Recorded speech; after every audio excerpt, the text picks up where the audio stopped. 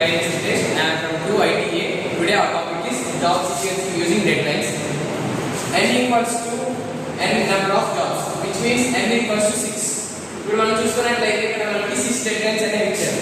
D1 అంటే 5, D2 అంటే 3, అలా 6 డెడ్లైన్స్ అనేవి ఇచ్చారు. మనకి దాంతో పాటు ప్రాఫిట్స్ అనేవి కూడా ఇచ్చారు. P1, P2, P3, P4, P5, P6 అలా ఇచ్చారు. మనం ఇక్కడ ఫస్ట్ స్టెప్ ఏంటంటే ఫస్ట్ జాబ్స్ అనేవి ఫస్ట్ డెడ్లైన్స్ అనేవి చెక్ చేసుకొని ప్రాఫిట్స్ ద్వారా మనం అన్ని ఒక ఆర్డర్లో పెట్టుకోవాలి, సార్ట్ చేసుకోవాలి, డిసైడింగ్ ఆర్డర్లో. ఇప్పుడు మనం చూసుకున్నట్లయితే ఫస్ట్ మనకి వీటిలో ఫస్ట్ ఎక్కువ ప్రాఫిట్ అనేది మనకి 200 వస్తుంది. సో కాబట్టి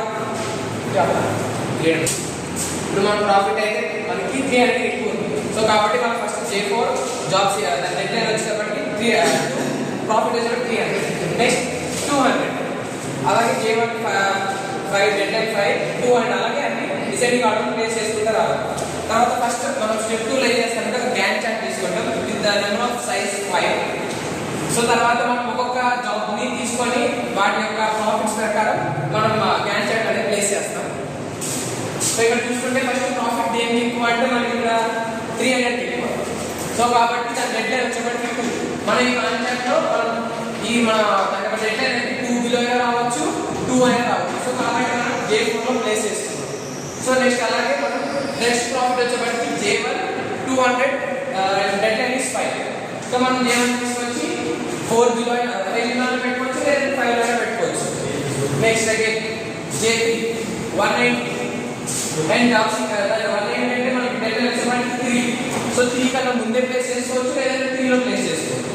అండ్ అగైన్ అండ్ J2 180 దాని యొక్క డెడ్లైన్ అనేది 3.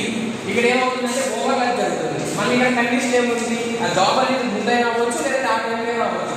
కాబట్టి మనం ఇక్కడ J4 అనేది 3లో ప్లేస్ చేసుకోవచ్చు. And next J5 deadline 4 and 120 మనం ఇక్కడ దాన్ని ప్లేస్ చేస్తుంది 4 ప్లేసెస్. అండ్ నెక్స్ట్ J6 2 ఇక్కడ మనకి జాబ్ సీక్వెన్స్. ఇప్పుడు నెక్స్ట్ J5 ప్లేస్ చేస్తారు 120 J5 గ్యాన్ చార్ట్ అనేది ఫుల్ అయ్యింది.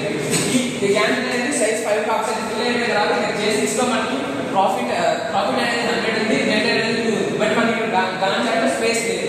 సో కాబట్టి మనం ఇవన్నీ జాబ్ సీక్వెన్సింగ్ షెడ్యూలర్ అంటారు. అప్పుడు వీటిని J2 ఫస్ట్ తీసుకొని J4 J3 J5 J1 వీటన్నిటి యొక్క ప్రాఫిట్స్ అనేవి మనం సమ్ చేయాలి.